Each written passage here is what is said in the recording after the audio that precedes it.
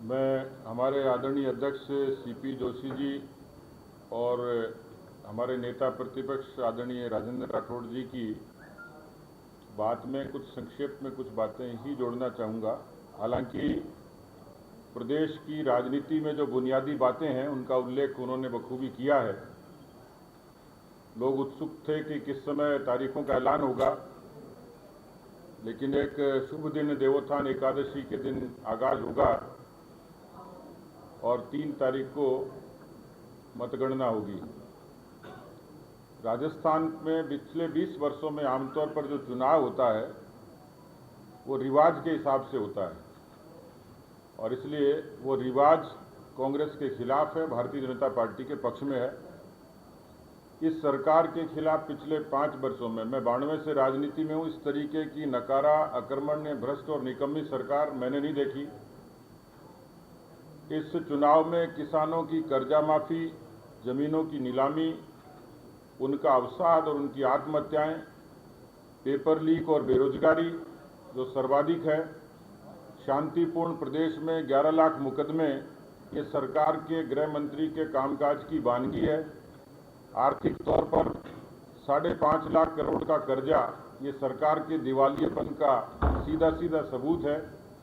भ्रष्टाचार की जो पराकाष्ठा है उसमें सचिवालय में मिले नोट और सोने के बिस्किट, ये अपने आप में बड़ा एविडेंस है।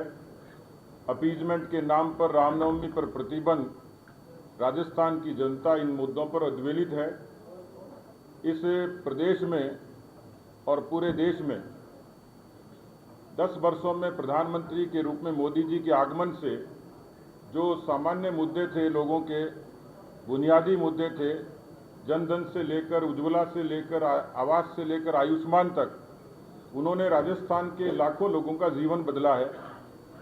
जिन लोगों ने राम मंदिर के निर्माण के लिए अपना मतदान दिया, उसको उन्होंने सार्थक किया है। 370 के खात्मे से लोगों में एक भरोसा पैदा हुआ है और इसलिए मोदी जी का नाम और काम, ये भारतीय जनता पार्टी राजस्थान के लिए एक मजबूत कारक होगा। राजस्थान की जनता कांग्रेस पार्टी को ईवीएम पर बदला लेने के लिए पूरे तरीके से तत्पर है, मोदी जी के नाम और काम पर मुहर लगाने के लिए तत्पर है और इसलिए मुझे इसमें कोई शक शुबा लगता नहीं है कि जिस तरीके से जगह जगह उद्वेलन है, अशांति है, अराजकता है, आक्रोश है और ख़ास तौर पर ये 3 बड़े मुद्दे, किसान, नौजवान, इनका उद्वेलन ईवीएम पे बहुत मुखरता के साथ होगा और इसलिए मैं हमारे नेताओं की साक्षी में आप सब के सामने ये कह सकता हूं कि भारतीय जनता पार्टी इस बार एक अच्छे ऐतिहासिक बहुमत की तरफ जा रही है। कांग्रेस की ऐतिहासिक हार होगी और इसका कारण कांग्रेस खुद है। जिस तरीके से बाड़ाबंदी से लेकर इस्तीफों का दौर चला, उन्होंने अपना घर का झगड़ा मैच कहा होगा, लेकिन राजस्थान की गवर्नेंस पर उसका असर पड़ा है और इसलिए ये स्पष्ट तौर पर दिखाई देता है।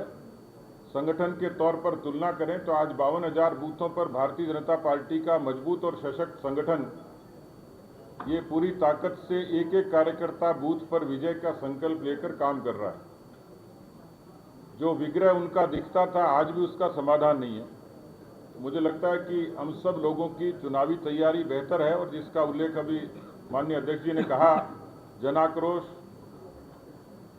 नहीं सहेगा राजस्थान और परिवर्तन संकल्प यात्रा, इनको जिस तरीके से सफलता मिली, कार्यकर्ताओं में मनोबल का निर्माण हुआ और राजस्थान में इन मुद्दों की नीचे तक स्थापना हुई, वो हमारे लिए, पार्टी के लिए एक अच्छा शुभ संकेत है। बहुत बहुत धन्यवाद।